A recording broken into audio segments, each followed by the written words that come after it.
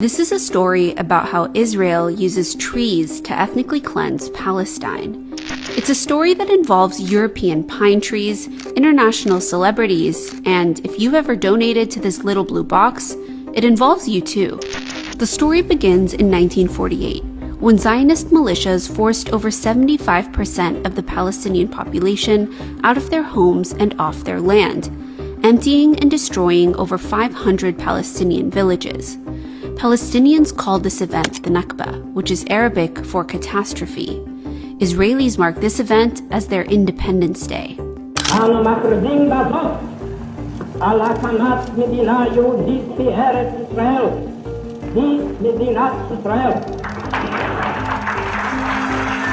Shortly after the State of Israel was created, the state seized and illegally annexed over 240,000 acres of land and property that was classified as abandoned after its Palestinian owners were forced out and barred from returning.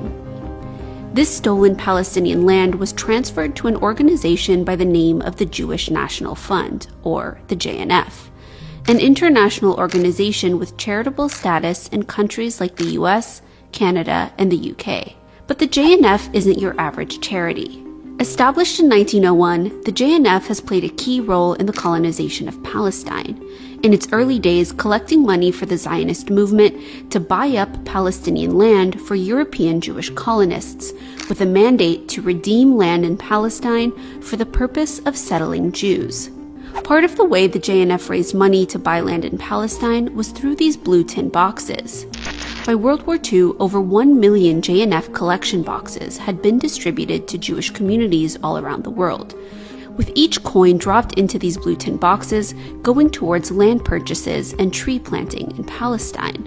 But before the Nakba, the JNF wasn't really that successful. As of May 1948, the JNF had only managed to purchase around 3.56% of the land of historic Palestine. But after the Nakba, through the forcible seizure of Palestinian land, that number rose to 13%, over 600,000 acres of land. And with all this new land at its disposal, the JNF embarked on a massive tree planting drive across occupied Palestine, claiming it was planting forests on barren, desolate land, presenting its project to the world as environmentalism, building family-friendly green lungs across the country.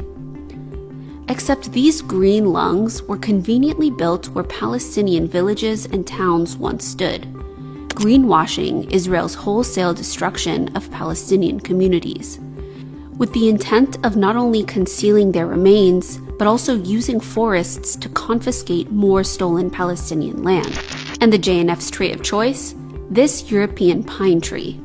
Instead of planting indigenous trees like the olive tree, which had been on the land for centuries, the JNF instead opted for trees indigenous to Europe, trees that would later prove to be flammable under West Asian heat and extremely detrimental to the land. Why this tree? Well, because settlers didn't just want the land, they also wanted it to look like Europe, transforming the Levantine landscape into something European Jewish settlers would feel at home in. So one by one, Palestinian villages were emptied and destroyed, and man-made forests, nature, and recreational parks filled with highly flammable European pine trees emerged in their place. Al-Lajun became Megiddo Forest, Beit Jiz turned into Rabin Park, and American Independence Park was built on the ruins of 7 Palestinian villages. Through the JNF's environmental work, over 250 million trees were planted throughout historic Palestine, covering up the remains of over 500 Palestinian destroyed villages, all thanks to tax-free donations from Jews and non-Jews around the world, with the blue collection box becoming a sentimental icon that represented a connection to the National Zionist Project, with so many people either donating or planting trees.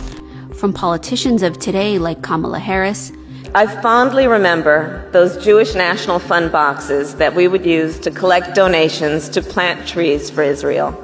To iconic celebrities like Frank Sinatra and Elizabeth Taylor, all complicit in greenwashing.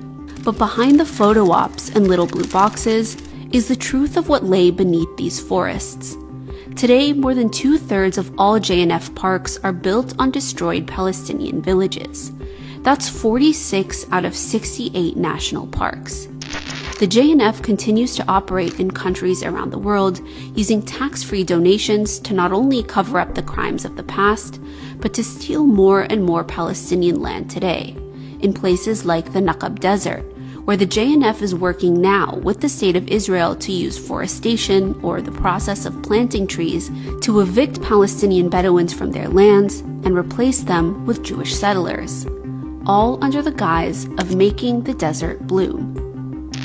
This story, and so many others like it, is a reminder of how even the most innocent things, like trees or charities that plant trees, when used by colonial entities like Israel, are often just a cover-up for something much more sinister. This one just happens to be a cover-up that's been 76 years in the making.